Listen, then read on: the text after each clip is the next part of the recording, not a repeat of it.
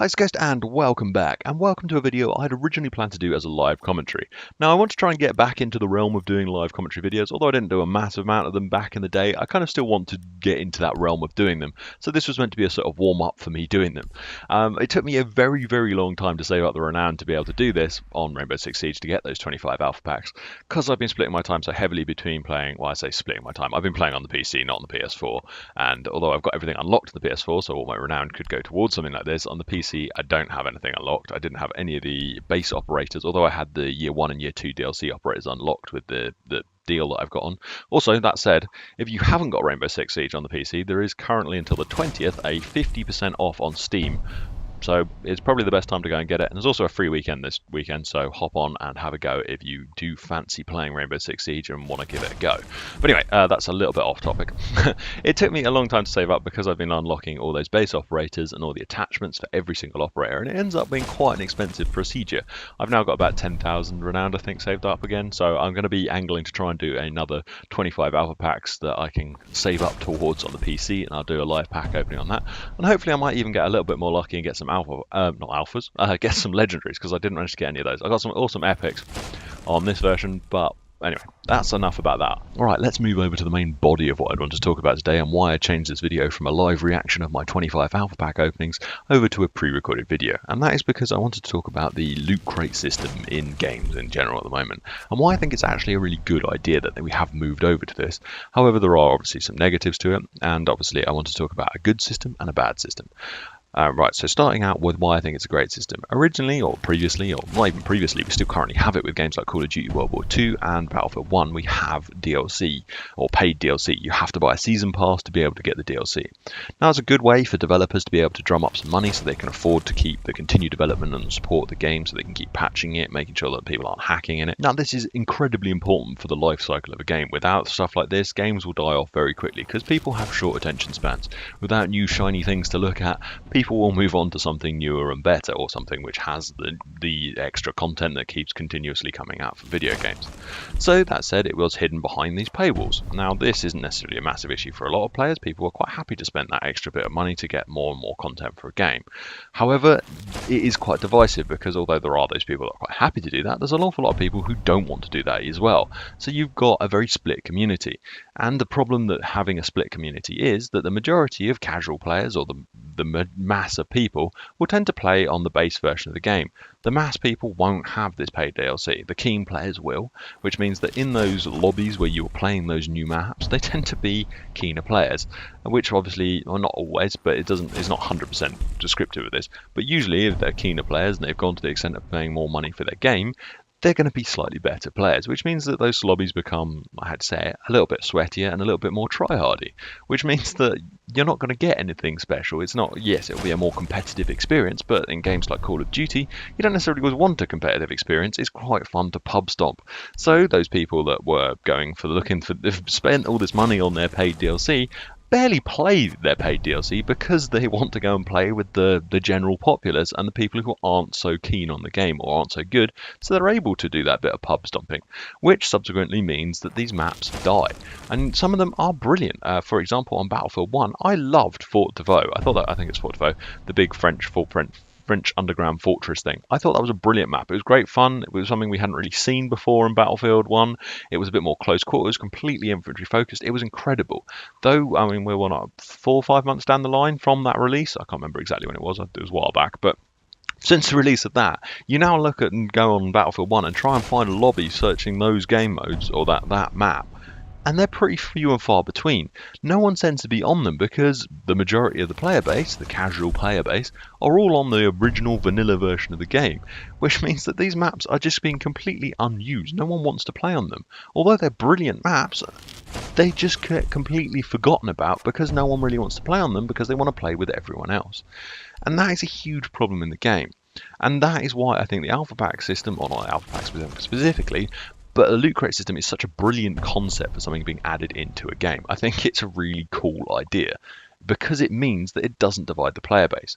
Because the developers' money then comes in from these microtransactions or these alpha packs or the loot crates, they can then afford to do They can afford to do all the DLC that we would normally get, but it's funded through this system, and this allows the whole community to stay together and all play the same maps together. And I think it keeps the life cycle of the games going more by having everyone being able to play the same games.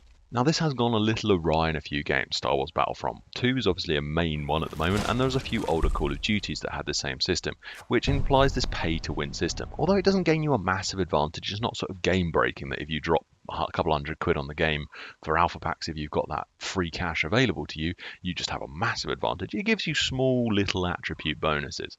So for the older Call of Duties, you could get the sort of epic and legendary versions of the guns. I mean, you could get them, as with Star Wars Battlefront, you can get them through grinding out the game, and you can get them through that playtime. But if you spend a little bit more money, you can unlock them a bit faster, and you have that advantage sooner on in the game. And people will get a little bit fed up in the fact that you can have an advantage by spending money. So with the old Call of Duty games, some of the weapons, the high heroic versions of them, had maybe like better hip fire spread, bit of faster rate of fire, better stability, which means you can be a bit more accurate, you can kill people a little bit faster, and you don't have to worry about anything outside. So you've got a little bit of little tiny advantages. Now, all these little tiny advantages do correlate to having a massive advantage. Not a massive advantage, but they give you an advantage over your standard player.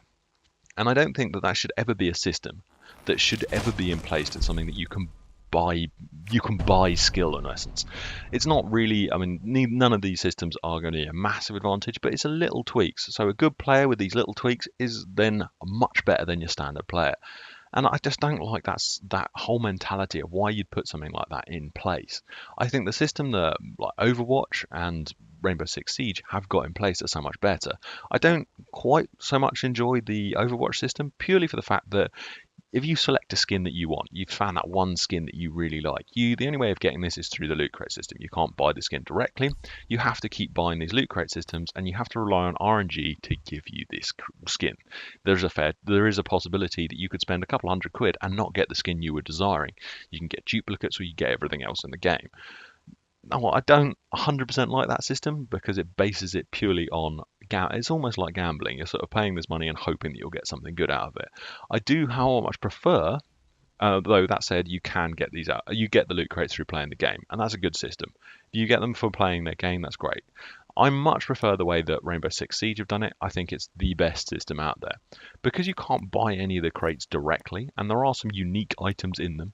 Now, the main thing is they're all cosmetics. They don't actually make any difference to the game in the slightest. They look pretty. And who doesn't want stuff look pretty?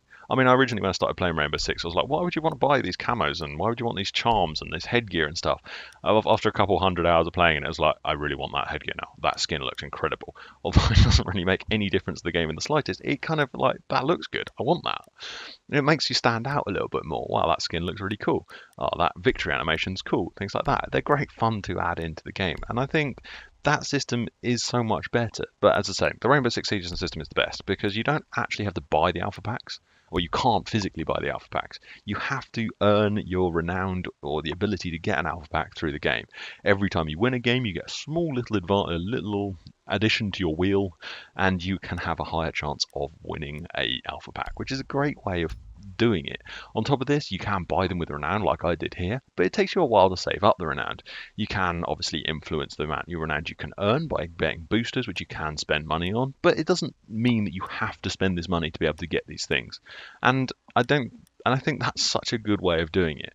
The way that they're sort of doing it is that they're forcing you to play their game to unlock these things. And you don't really have, even if you spend all this money on boosters and everything else, you don't have a massive advantage more over your regular player who hasn't spent anything on the game other than the base edition of it, can still unlock all of those legendary epic skins. I mean, there are a few that are hidden behind paywalls. They are the super elite skins and the ones with the victory animations. And that, I think, is a good system as well, because there is still those couple of items that are really rare that not everyone has access to. And if you want those, you can spend a bit of your hard-earned cash and get those as an additional extra, which I do think is kind of a good thing that the Overwatch system doesn't have. It's not all just based on RNG. If there is a skin that you really want, you can invest a little bit of money in-game credit and buy them through that. I really like that system. Now we have come to the close of this video, and these are just my thoughts and opinions on it. I'd really interested to know what your thoughts and opinions on these systems are. Do you think it's a good thing that we've got a loot crate system, or did you much prefer the paid DLC? I'd really be interested to know. If you could leave me a comment down below, I'd love to read through them. Anyway, thank you very much for watching, and I shall see you next time. Goodbye for now. Bye.